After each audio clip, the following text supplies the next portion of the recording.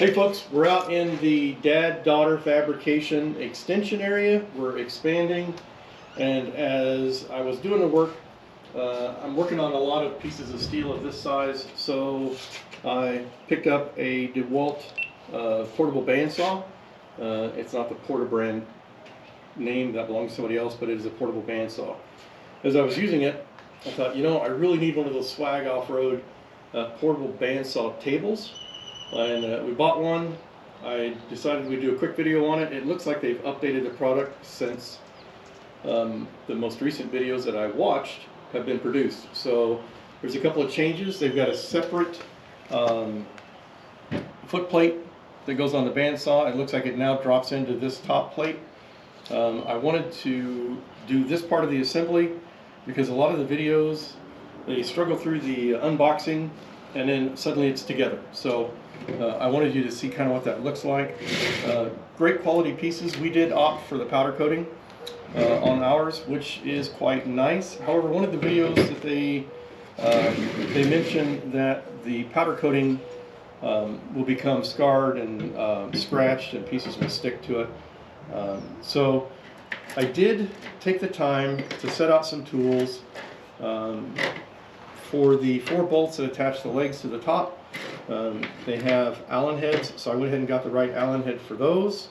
And I got a 1/2-inch wrench, and then I cheated and I got a 1/2-inch socket. I'm going to put the screws through from the back side because that makes it easier to get to the nuts with the power tool. I may change that later. I'm not sure yet. But for now, I wanted to get this together on camera so you guys can see how quickly it does go together.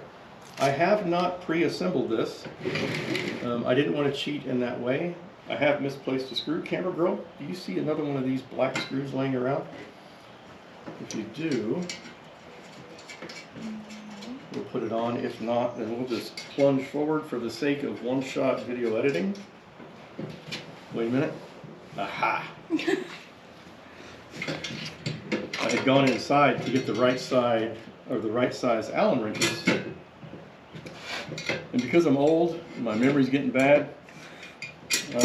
I put each piece of hardware in my pocket as I located the wrench for it. So let's put these in there. I did notice that even though these nest together, there's a little bit of what I call misalignment between the screws and the body. I kind of expected those to sit a little more snugly in there, but let's zap these down and get on to the next part. And I'm pretty sure I got the right wrench. There we go. Now we're out here on a Sunday. It is Mother's Day. We just had a really nice breakfast with Mom. Thanks, Mom. Mom's also filming today.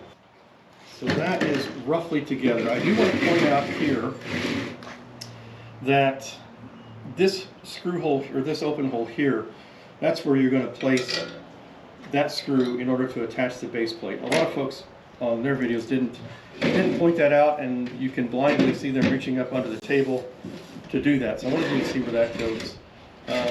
So that was step 1 from the instructions.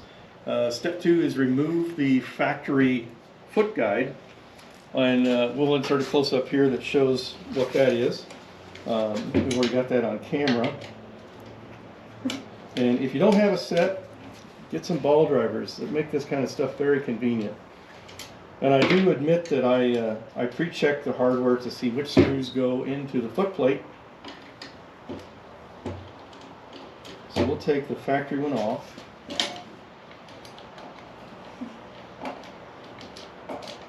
Alright, camera girl, if you can slide that other plate over here.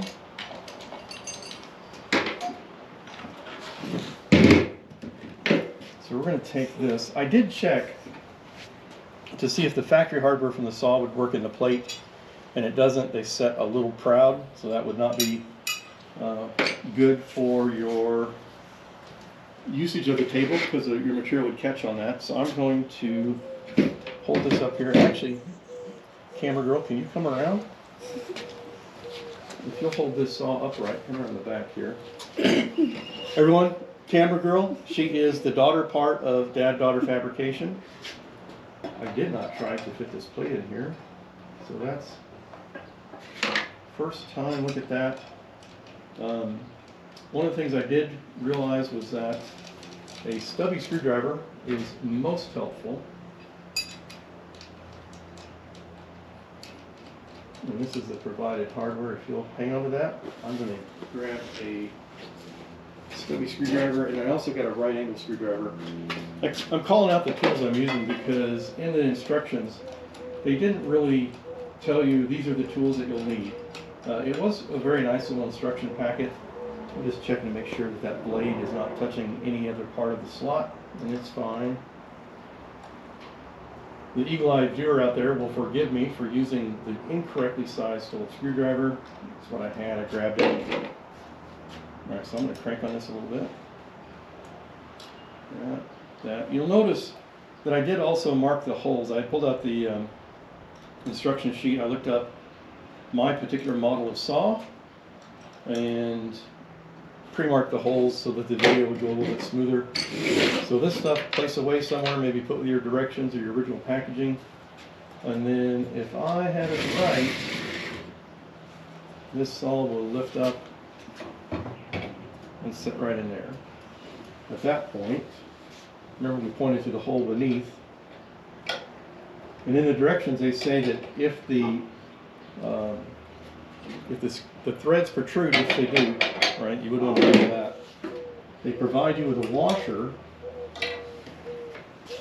that you can sit on there, and that will reduce the effective height of those threads. As I fumbled. There we go. So now everything slides around nicely, nothing gets hung up.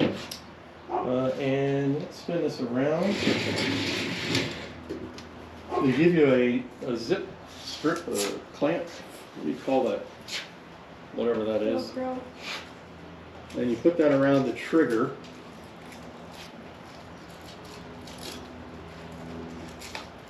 Strap the trigger to the on position, and we also bought with ours the foot switch. The foot switch allows you to set this on the ground and step on it when you want the saw to activate. Plug in the saw to the back.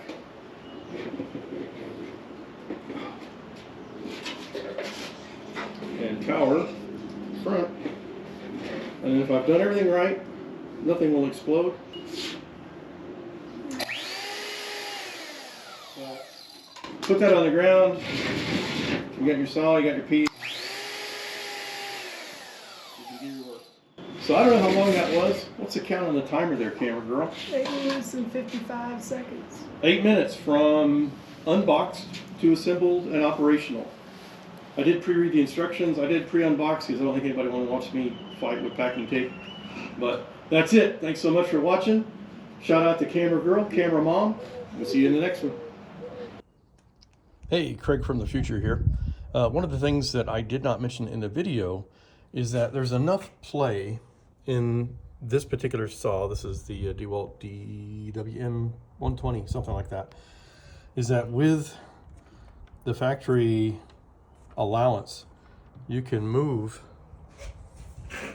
let's zoom in on that, there we go. You can move the saw around, and I actually had it where it was a little far back, it was potentially rubbing. So I took a moment to center it up in the slot, move it forward a little bit, so that there's plenty of gap all the way around that, and then tightened it back down, which will lock it in place. Thought I'd point that out. That's kind of an important thing. They don't really mention it, but no need to have your bandsaw blade rubbing up against that plate. So I'm going to tell them that I'm using that saw and that I'm going to use these two holes here, which I've marked on the plate there and there, which will attach here and here.